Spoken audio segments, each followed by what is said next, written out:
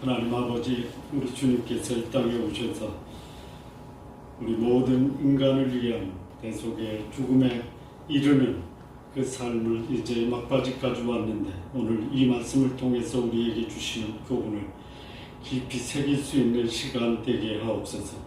예수님의 이름으로 기도합니다. 아멘.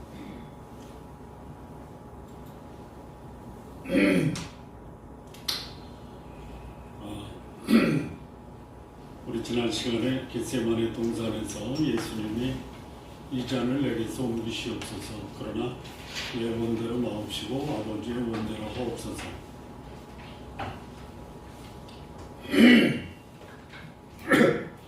그 말씀의 의미는, 예수님은 하나님의 거룩함 앞에서 인간의 죄를 대신 지은 죄인으로 전라 대신 그런 일을 감당하셔야 했습니다. 그러면서도 자신의 죽음이 인간을 사랑하는 하나님의 사랑을 보여주는 그런 두 가지 측면을 예수님의 기도에서 우리는 살펴보았습니다. 자, 그런데 예수님의 죽음이 하나님의 거룩한 심판이며 인간을 향한 사랑이라는 것이 십자가에서 확인된 것이지, 십자가에서 계획하고 십자가에서 예수님의 사랑이 시작된 것이 아니다라는 것이죠. 이미 창세 전에 하나님의 인간을 향한 구원과 또 인간을 향한 하나님의 사랑이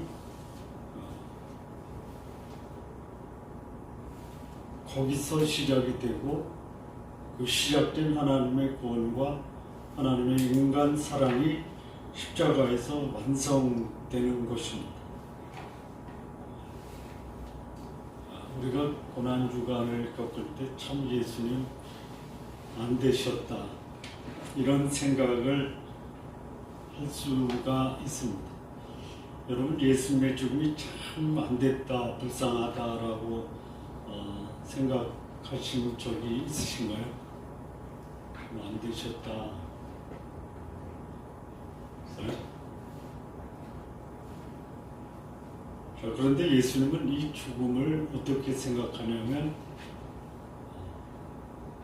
인간을 향한 하나님의 심판이 이루어지고, 그 심판을 통해서 하나님의 사랑이 완성된다라는 것을 예수님은 언제부터 아셨습니까? 언제부터 아셨어요? 창세 전부터 아셨죠? 네? 그래서 그 길을 가는 길이 당연하고 마땅하고 피하지 않고 담담하게 받아들이고 계시다라는 거예요. 이 죽음을 피할 이유가 없어요. 자, 대제사장들이나 서기관들이나 백성의 장로들이 너 죄인이야 인정해 해서 죄인으로 거기서 언도가 되고 빌라도에 의해서 최종 승리를 받고 십자가에 죽은 겁니까? 아니면 예수님이 십자가에 죽으러 오신 겁니까? 죽으러 오신 겁니다. 죽음을 피할 이유가 없어요. 그리고 그 죽음은 죽을 이유가 있어서 죽은 것이 아니라 죽어야 될 인간을 대신해서 죽으시는 죽음이에요. 그러다 보니까 여기 죄인들의 대표적인 사람이 누구냐면 이제 대제사장, 백성의 장로, 바리새인, 서기관, 빌라도, 가룟 유다, 이 사람들 때문에 죽으셨습니까?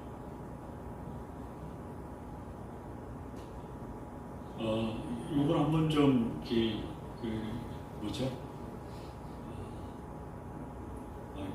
우리말을 잘 모르겠어요. 영어는 알겠어요.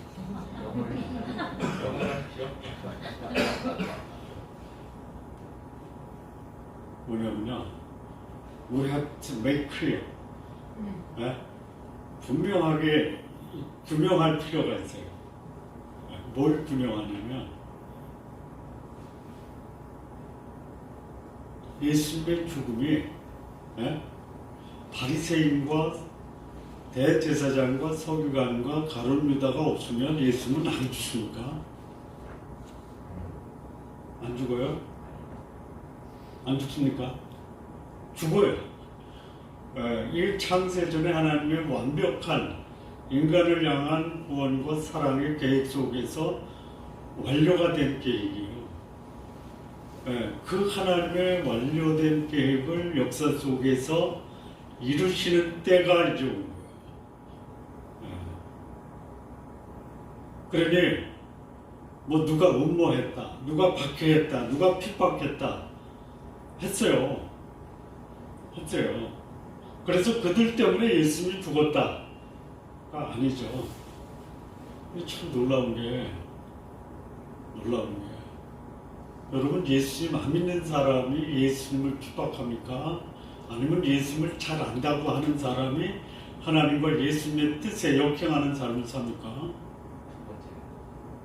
첫 번째는 아니에요. 그럼 첫 번째는 둘 다라고 해야 돼요. 근데 결정적인 하나님을 모독하는 사람들은 어쩌면 하나님을 위해서 산다고 하는 사람들이 그럴 수 있는 가능성이 훨씬 더 높다. 그 근거는 여기 대제사장, 서기관, 백성의 장로, 예수님의 제자가 그 역할을 감당했어요. 그러면 이 사람들은 하나님의 뜻을 이루기 위해서 동원된 하나님의 소위 말하는 희생양이에요. 희생양입니까? 도구예요. 그 도구는 다른 말로 희생양. 도구하고 희생양은 좀 다릅니까? 누군가를 목적으로 해서 쓰면 도구죠. 누군가를 목적으로 해서 희생하면 희생양이죠. 그렇죠? 너 죽을래? 우리를 위해서? 그 뭐예요? 도구와 희생양이죠. 그러면 대제사장, 바리새인, 서기관, 백성의 장로, 가룟 유다가 희생양입니까?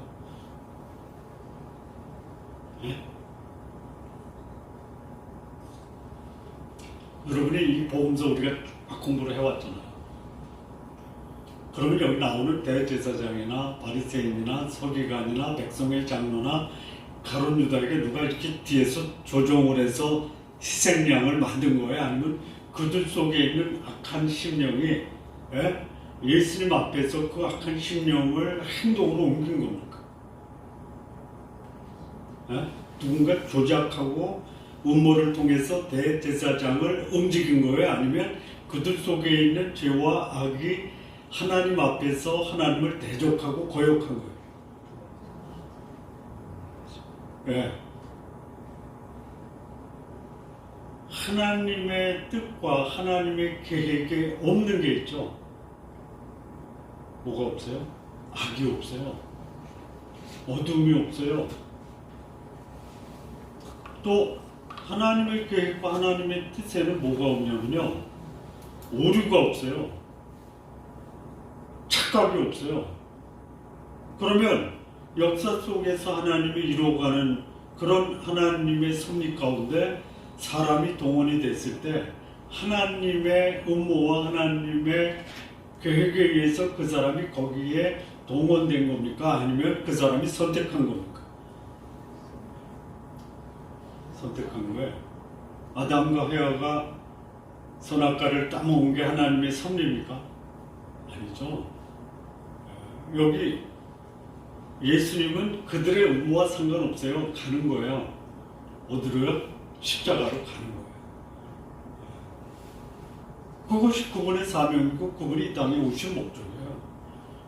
자, 그렇다면요, 죽음에 대한 음모, 죽음에 대한 박해, 죽음을 위해서 동원된 저기 많은 무리들이 칼과 몽치를 가지고 왔어요.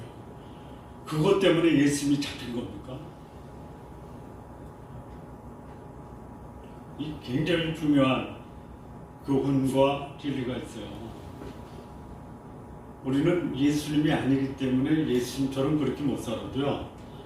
예수님을 믿는 사람으로서 적어도 저 사람은 예수를 믿는다라는 모습을 삶 속에서 조금은 보여주셔야죠. 뭘로 보여주시고 계세요? 보여주셔야 되는 거예요. 왜? 예수님이 내 안에 계시면은 내 안에 계신 그 생명의 하나님이 나를 통해서 드러나야 돼요. 뭐 다른 거 다 차치하고 하나만 제안하면요. 목표와 사명을 분명히 하자. 그러면 환경에 흔들리지 않는다. 오히려 환경을 뛰어넘으면서 하나님이 나에게 주신 사명과 목표를 이루는 삶을 살 수 있는 가능성이 높아진다. 살 수 있다라는 게 아니고 못 살 수 있어요. 그래도 삶의 목표와 방향이 분명하면요. 없는 것보다 훨씬 목표를 향해 갈 수 있는 삶을 살 수 있는 가능성이 있다. 자, 여기 대제사장, 바리새인, 서기관, 백성의 장로, 가룟 유다 예수님을 죽이는데 그들의 마음을 합쳤죠. 합치려고 한 게 아니다. 예수님 죽인 그들이 거기에 같이 가담을 했어요. 예수님 십자가에 이제 달리십니다. 대제사장, 바리새인, 서기관, 백성의 장로, 가룟 유다는 후회하고 자살했지만요. 나머지 사람들은 어땠을까요? 1번, 죄 없는 사람을 죽였구나. 그래서 후회하고 돌이켰지만 때는 게 2번, 그날 밤 예수님이 죽는 그날 밤 그들은 축하 파티를 했을 것이다. 3번, 축하 파티까지 할 입장은 못되고 저 예수가 죽은 다음에 부활한다고 하는데 부활하면 어떻게 되지? 해서 두려움과 불안 가운데 밤을 지새웠다. 뭘까요? 2번.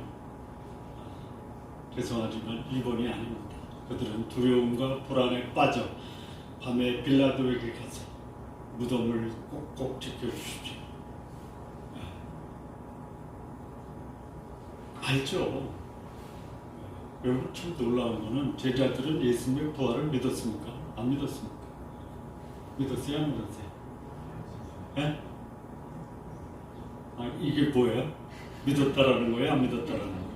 안 믿었어요. 근데 대제사장과 바리새인들은 예수님의 부활의 가능성을 믿었습니까? 안 믿었습니까? 혹시나 그게 사실로 드러나면 어떻게 하지? 그랬어요. 단단히 지키고.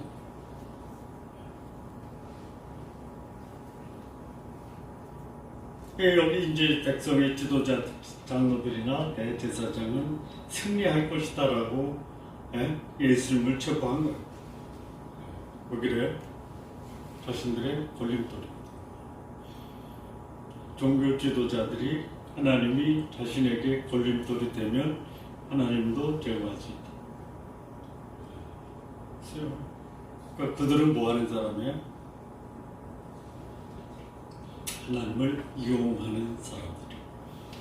그래서 여기 이제 고난주간 네 번째 날이 이게 고난주간 네 번째 날에 이제 대제사장 서기관이 예수님을 죽이려는 흉계를 꾸몄어요. 흉계.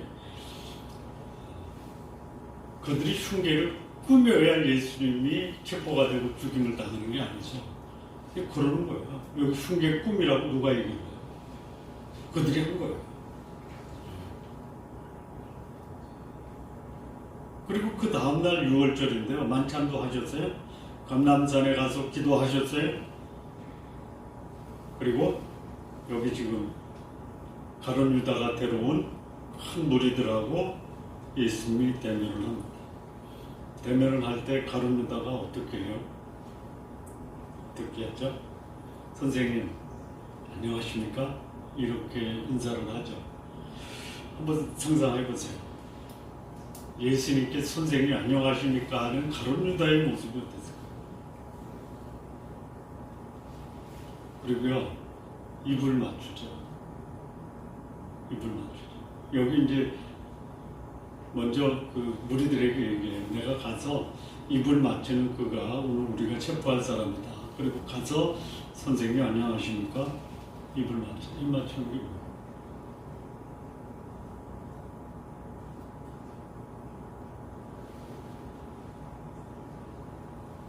요즘에도 그게 가능해요? 남학생이 남자 선생님에게 입 맞추는 게 가능해요? 그러면 여학생이 여자 선생님에게 입 맞추는 건 가능합니까? 이게 저기 유대 공동체에서는 보편적인 인사법이에요. 사도 바울의 서신에 보면 거룩하게 입맞춤으로 문안하라 그러죠. 그러니까 우리 동양적 차원에서는 이해가 안 되는 건데요. 서양의 문화 가운데는 그게 다정함을 표시하고 사랑을 표시하는 거예요. 근데 여기서 이 가룟 유다가 예수님께 인사하며 입을 맞춘 거는요, 다른 성경에서 나오는 입 맞춤과는 다른 단어예요. 앞에 한 전치사가 더 들어가 있어요. 그 뭐냐면요, 격하게 사랑을 표현하다. 이게 뭐냐면 배신의 입맞춤. 근데 그 입맞춤이 오늘 당신을 저는 죽이러 왔습니다 라고 하는 배신의 입맞춤. 입맞추는 사람 조심해야 돼요. 네? 여기 그렇게 가룟 유다가 예수님을 잡으러 이렇게 칼과 몽치를 가지고 왔다라고. 자, 예수님을 배척하고 죽였던 사람들이 왜 예수님을 배척하고 죽였냐면 자기 입맛에 안 맞은 거예요. 자기 욕망과 탐욕에 예수님이 반하신 거예요. 그러면 예수님과 가장 가까이, 소위 하나님을 위하는 사람들이 하나님을 배척하고 죽일 수 있다. 이게 놀라워. 그러니까 하나님을 안 믿고 불신앙에 속해서 다른 신을 섬기는 이방인들이 예수님 하나님을 대적하는 거 없어요. 별로 없어요. 그들의 신을 믿고 있는 것이지. 근데 여기 진짜 놀랍고 있어.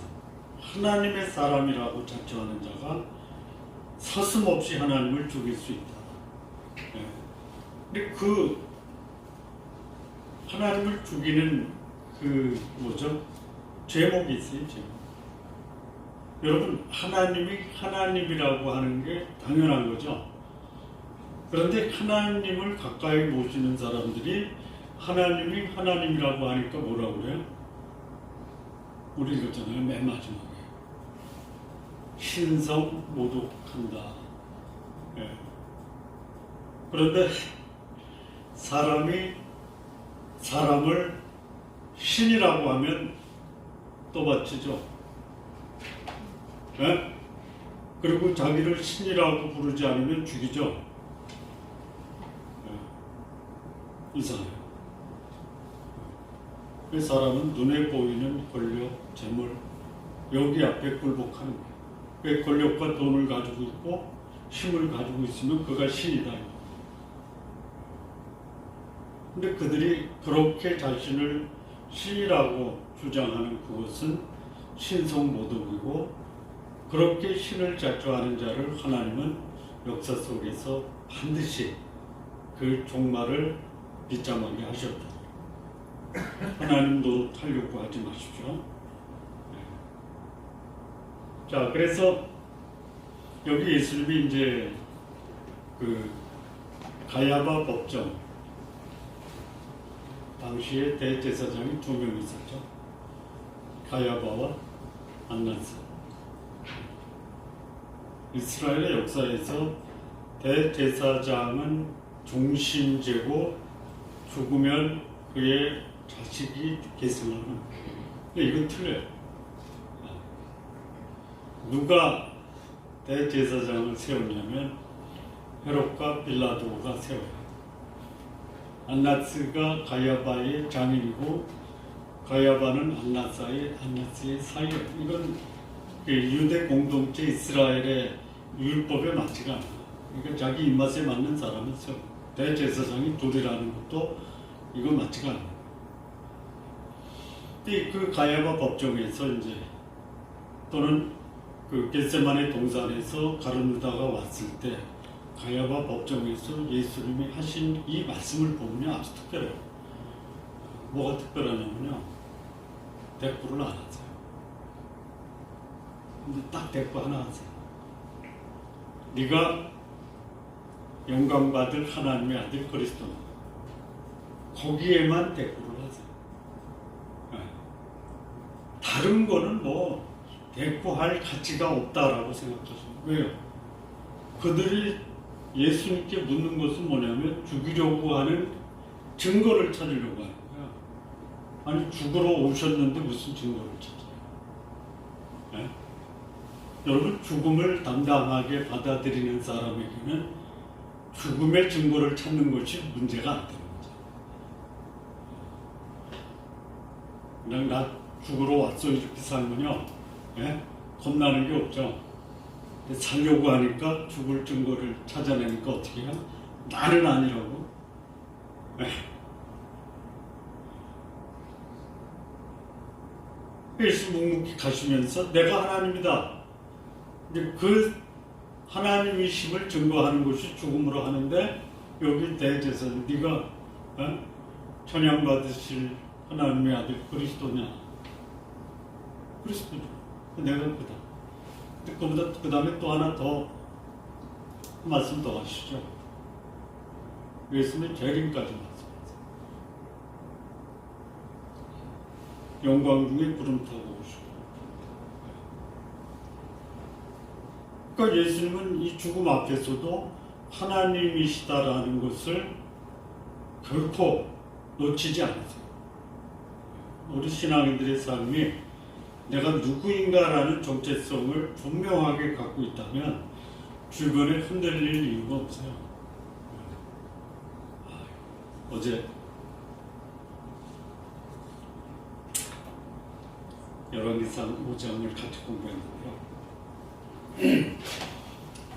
그 5장은 무슨 장이냐면 솔로몬이 성전 건축을 위해서 두로왕 히람하고 건축 자재에 대한 그 협상을 합니다. 거기 동원된 사람이 18만 명이 동원돼요. 그리고 레바논에서 백향목과 잣나무와 석재를 들여와요. 그리고 매년 솔로몬이 두로왕 히람에게 2만 고루의 밀가루와 또 일정량의 기름을 보내요. 2만 고루의 밀가루가 어느 정도 되시나요?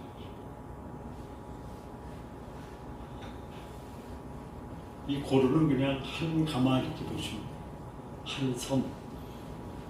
솔로몬 왕궁의 그 하루 거기서 먹는 식수 인원이 12,000명이에요. 솔로몬 왕궁에. 근데 거기에 하루에 밀가루가 얼마가 들어가냐면 90고루. 예. 그러니까 밀가루 90가마가 들어가요. 거기에 이제 소가 30마리 들어가고 양이 100마리 들어가고. 그러니까 2만 고루라고 해서 계산을 해보니까요. 두로왕 그 히람의 궁정에 몇 사람이 있는지 몰라요. 그런데 이제 솔로몬 왕궁에 있는 12,000명으로 계산해 보니까 22만 고루의 밀가루가 며칠 분의 양식이냐면 221분의 양식. 근데 그 당시 그 소위 근동지역에서 이스라엘 땅이 제일 커요. 이 두로왕은 두로와 시돈, 그 두 도시의 소위 도시국가야. 그러니까 왕궁에 있는 인원이 예를 들어서 5,000명이다. 그러면 그 2만 고루의 밀가루가 한 500일 정도의 식사량이 돼요. 그거를 매년 보내줘요. 근데 그게 문제가 아니에요. 뭐가 문제냐면요. 성전 건축으로 해서 그만한 18만 명의 인원을 동원할 이유가 있느냐. 그걸 어떻게 해석할까요? 솔로몬의 하나님을 향한 헌신과 정성의 모습, 아니면 성전을 건축한다라는 핑계로 이스라엘 백성과 가나안 땅에 살고 있었던 가나안 족속을 강제로 동원한 거다. 자, 질문이요. 성전 건축이 필요한 겁니다.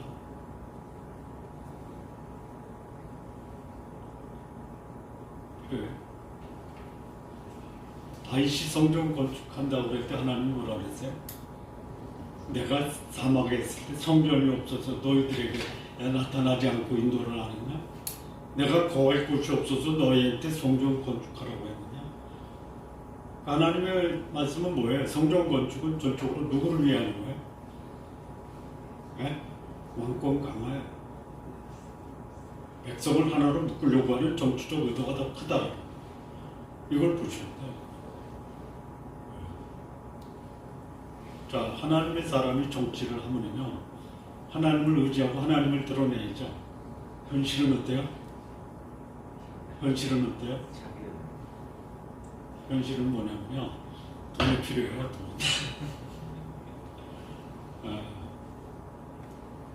솔로몬이 자기 왕권 강화를 위한 목적으로 하나 성전을 건축을 해요. 18명을 강제 노역에 봉헌을 해요.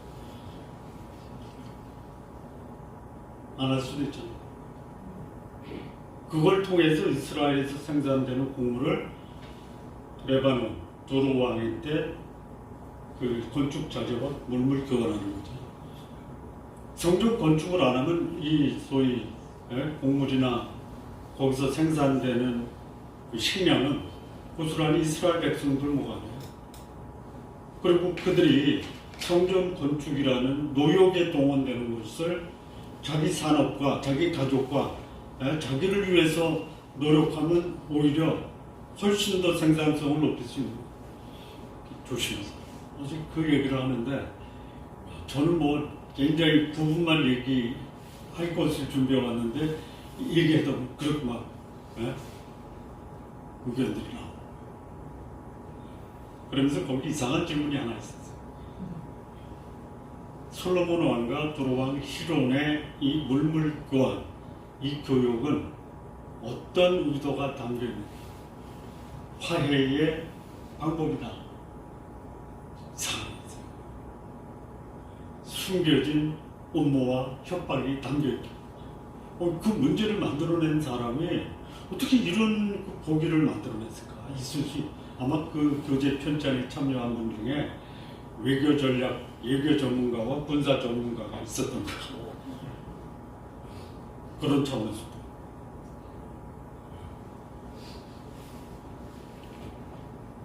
여기 예수님의 죽음을 앞두고 이 대제사장 바리새인 백성의 장로들이 예수님을 대하는 게 뭐예요?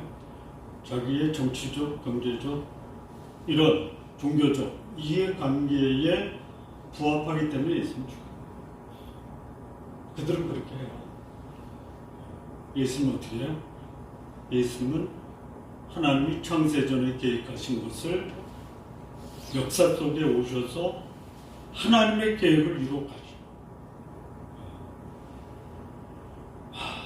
우리는 어디에 익숙해요? 예수님이 사명을 가지고 오셔서 사명을 이루시는 일에 익숙하십니까? 아니면 여기 대제사장, 백성의 장로, 서기관, 이 가룟유다와 같은 이런 사고와 이런 삶에 우리가 훨씬 더 적응이 되고 익숙하십니까? 어느 게 더 이렇게 질문하면 조금 가혹하죠. 어떻게 살아야 되는 게 우리 하나님의 백성이 살아야 될 삶의 모습이다라고 생각하십니까? 예수님을 본받는 삶이죠.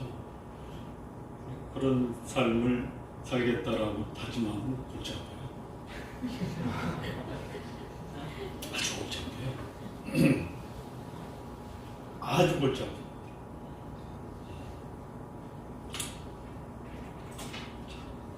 이 소론 끝났습니다. 본론은 짧게 할게요. 왜 서론에서 다 했어 그래요. 여기 예수님에 대한 살해, 모기와 실행에 대해서 예수님이 대응한 게 있는데요. 먼저 이 대제사장 장로들이 예수님에 대한 살해, 모기를 하잖아요. 이 의미가 뭐냐? 여기 이제 3절에서 5절 말씀인데요. 그 대제사장이나 장로들의 흉계 때문에 예수님이 죽은 게 아니죠. 예? 역사는 그렇게 평가할 수 있는데요. 하나님은 인간을 향한 사랑을 죽음으로 보여주시는 구속의 과정이다. 차원이 달라요. 아마 그들은 정치적으로 해석을 해요. 예수님은 하나님의 뜻을 이루는 것으로 대제사장과 장로들의 흉계를 예수님은 이제 하나님의 뜻이 이루어질 때가 됐다라고 예수님은 받아들여요. 그러니까 하나님 구속의 과정이지 인간의 흉계로 예수님이 죽었다라는 게 아니에요. 자, 대제사장이 예수님을 죽이는 것이 하나님의 숨겨진 인간을 향한 사랑이다라는 위대한 계획을 알았다면 어떻게 했을까요? 또 대제사장, 바리새인, 서기관, 백성의 장로, 가룟 유다가 하나님의 희생물이 아니고 사단이 그들을 이용했다라는 것을 그들이 알았다면 어떻게 했을까요? 사단도 예수님이 죽어야지 자기가 승리할 거다라고 생각을 했겠죠. 네? 예수님이 죽는 것이 사단을 철저하게 승리시키는 죽음이다라고 하면 사단이 예수님을 십자가에 못 박도록 대제사장을 자기들의 하수인으로 사용했을까요? 아니죠. 이게 역사의 아이러니예요. 자, 하나님만 알고 천사들도 모르는 게 있죠. 뭐죠? 천사들에게 안 맡긴 게 있어요. 천사들도 모르는 게 있어요. 사실 예수님도 모르는 게 있어요. 죽음은 알지만 뭐를 모르냐면요, 예수님의 다시 오시는 날 있죠. 예수님도 하나님 아버지가 딱 봉인해놔서 그때까지는 예수님도 거기에 신경을 안 써요. 또 있어요. 천사도 모르는 거 있어요. 뭐죠? 우리에게 맡겨진 복음 증거의 사명으로 복음 증거에서 사람들이 예수님 앞에 나오는 것은 천사에게 안 맡겼어요. 우리들이 하는 거예요. 자, 여기 사단이 예수님이 죽는 것이 자기가 결정적으로 패배하는 것을 알았으면 사단은 예수님을 십자가에 못 박도록 막았을 거예요. 이게 하나님의 놀라운 인간 구원을 향한 사랑과 섭리의 비밀이에요. 비밀이에요. 그러니까 무슨 명분으로 예수님을 체포한다 의미가 없어요. 예수님은 죽으러 그 길을 가시고 지금도 그렇다라는 거예요. 내가 기독교 신앙을 방해하면 어떤 수단을 써서 중국이나 이런 데서 그러면 기독교는 여기서 맞상입니다. 하나님은 사라집니다. 그렇지 않다. 역사의 주인공이 정치 지도자가 아닙니다. 하나님을 대적한 정치 지도자들은 역사 속에서 한결같이 말로가 비춰났어요. 여기 나오는 이 유대인들은 하나님의 심판으로 예루살렘이 완전 초토화가 되고 예수를 십자가에 못 박은 빌라도는 사실 역사 속에서 그 하나님을 대적한 사람들에게 하나님이 벌하신 그 형벌의 유형이 여러 가지예요. 이 빌라도라든지 또는 헤롯, 여기 야고보를 참수한 헤롯이라든지 다 이 창자가 터지는데 거기서 구더기가 나왔다고 하죠. 하나님의 심판이 하나님은 하나님의 역사를 이루시지만 그렇다고 인간이 범죄해서 하나님의 역사에 도움을 줄 수는 없는 하나님을 대적한 죄인은 그에 합당한 형벌을 받고 하나님은 인간을 향한 하나님의 구원과 사랑의 그 구속 사역을 완성해 가신다. 자, 그 다음에 이제 여기 보면은 이제 예수님을 향한 살해 모의에 대한 실행과 예수님에 대한인데 가룟 유다가 있고 대제사장들이 나와요. 가룟 유다요. 47절과 50절, 53절과 54절에서 가룟 유다가 어떻게 나오냐면요. 대제사장이 보낸 무리들이라고 했죠. 큰 무리에 몇 명이 왔는지 몰라요.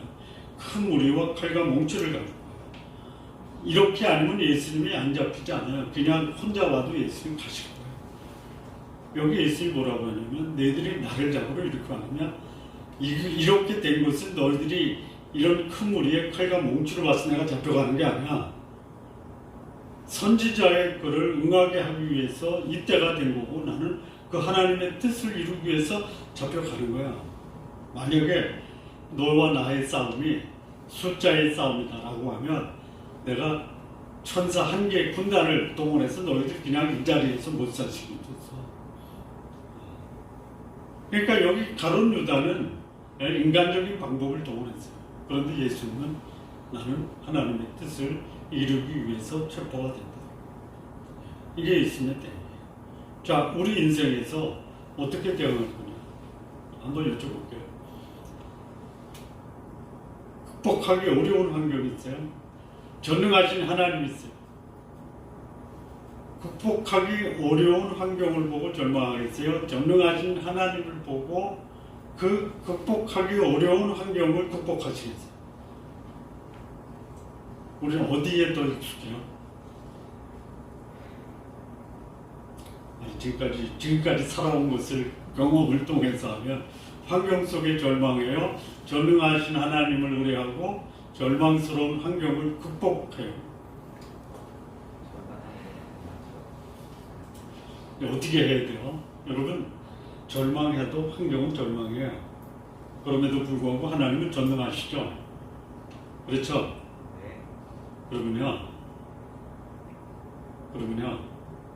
전능하신 하나님은 절망스러운 환경을 능히 극복하게 하신다. 이게 뭐예요? 믿음이잖아요. 믿음.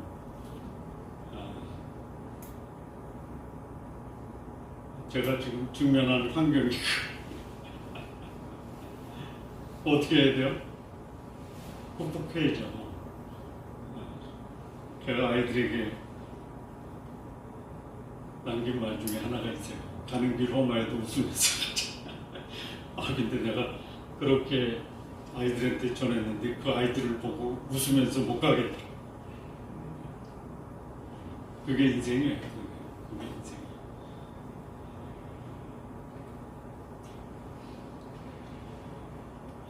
자, 그 다음에 보면 여기 이제 대제사장, 서기관, 장로들이 예수님을 신문할 때 그 신문에 대한 예수님의 대응.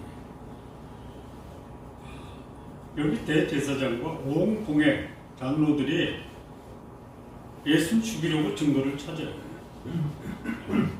예수님이 죽임 당할 만한 소위 종교적 또는 정치적 근거가 있어요.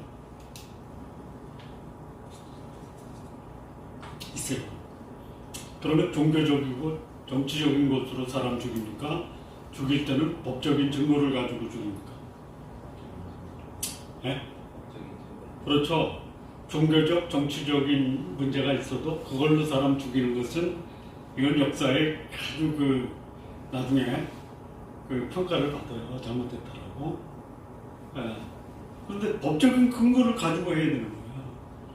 요즘에는 법적인 증거가 분명해도 뭐 나는 아니야 이렇게 해버리니까. 법적인 증거를 못 찾아요. 그러니까 뭘 찾냐면요. 법적인 증거를 찾아내려고 대제사장과 온 공회가 거짓 증인을 세우는 거예요. 그 거짓 증인이 세운 증거가 뭐예요? 전에 보니까 이 예수라는 자가 성전에 와서 이 성전을 몰라.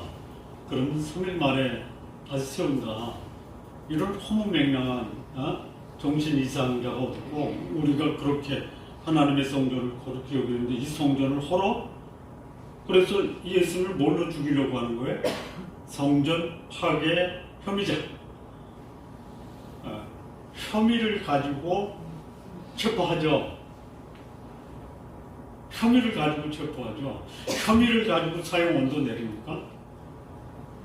혐의를 가지고 내려요? 혐의 가지고 못 내려요. 증거를 가지고 내리는 거예요. 네? 증거가 없잖아요. 그리고 예수님이 말할 때 예수 뭐라? 그건 내 몸이다. 몸된 성전을 가리켜 말씀하심이라고 말씀하세요. 그러니까 그 증거로 예수님을 죽일 수가 없어요. 그러니까 예수님이 무슨 말을 하러 말씀을 해도 침묵이에요. 네. 이 사람이 너를 치려고 하는데 너는 어떻게 생각하냐? 침묵이에요. 63절 보시죠. 예수께서 침묵하세요. 그런데 여기 이제 대제사장이 질문합니다. 네가 진짜 살아계신 하나님께 맹세하노니 내가 하나님의 아들 그리스도인지 우리에게 말하라. 그러니까 내가 말했다. 그러나 너희에게 이르노니 이후에 인자가 권능의 우편에 앉아있는 것과 하늘 구름을 타고 오는 것을 너희가 보라.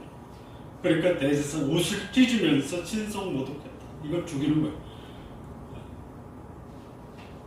유대 율법에 자신이 하나님이다라고 하는 인간을 죽이는 거예요.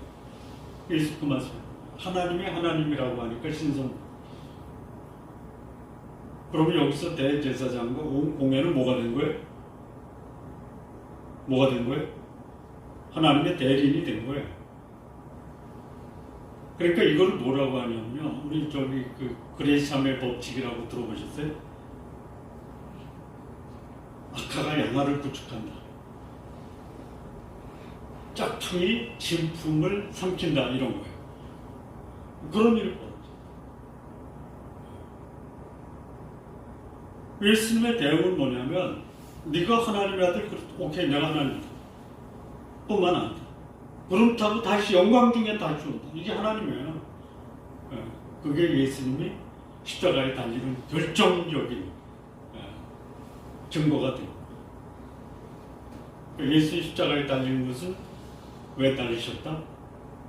하나님으로 인간을 구속하기 위한 사랑의 희생양으로 죽으셨다.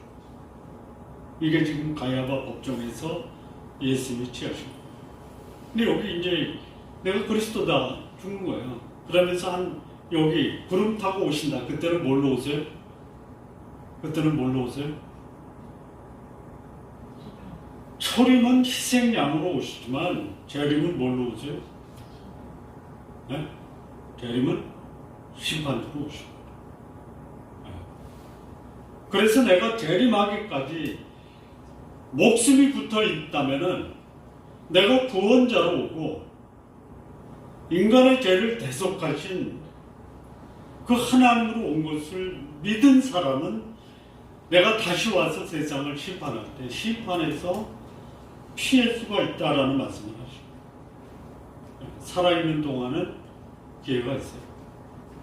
살아있는 동안에 예수님을 거절하고 예수님을 대적한 자는 기회가 없어요. 내가 심판주로 세상에 다시 올 때까지 너희는 내가 너희의 구원자라는 것을 믿으라라는 경고와 기회를 주시고, 이게 예수님이 가야바 법정에서. 그러니까 이 말씀을 보면 예수님이 죄인이에요? 아니면 하나님이에요? 하나님이에요. 네, 하나님이에요. 그리고 최종 경고는 뭐냐면 내가 심판주로 올 때 그때까지 회개하지 않고 이 자리에 머물러 있으면 나는 너희를 정죄하고 심판하고 심판주로 이 땅에 오시다. 이 말씀을 소위 가야바 법정에서 하신 거예요. 자, 정리하겠습니다. 예수님이 이 땅에 오셔서 죽으신 것은 예수님의 패배입니까? 승리입니까?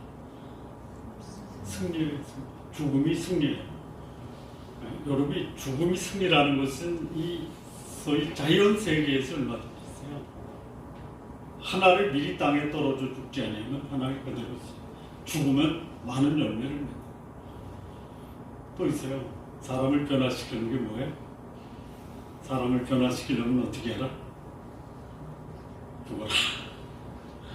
누가 죽어요? 내가 죽어. 사람이 친구를 위하여 자기 목숨을 버리면 이에서 더 큰 사랑이 없다. 예수님은 그래서 오신 거예요. 사단은 예수님의 죽음이 자신들의 승리라고 알았지만 예수님은 죽음으로 승리하십니다. 역사가 사단이 아닌 하나님의 놀라운 섭리와 계획에 의해서 돌아가고 있음을 보여줍니다. 예수님은 당장의 죽음으로 하나님과 교제가 단절되어도 죽음으로 인간을 향한 하나님의 사랑을 보여주신다는 것을 몸소 실현하신 것입니다. 우리 성도 여러분, 지금도 하나님은 기회를 주시고 목숨이 붙어있다면 예수님이 나를 위한 구원자이시고 나에게 영생과 천국을 선물로 주시는 그 사랑의 하나님이다라는 것.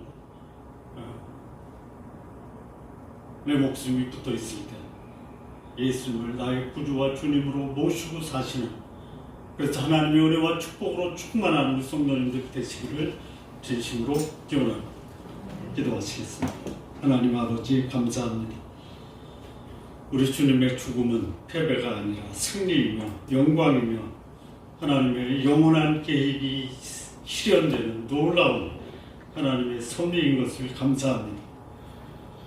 오늘 우리가 살아있는 동안 예수 그리스도를 우리의 구주여 주님이여 하나님으로 모시고 살며 세상을 승리하는 모든 성도님들 되게 하옵소서. 예수님의 이름으로 기도합니다. 아멘.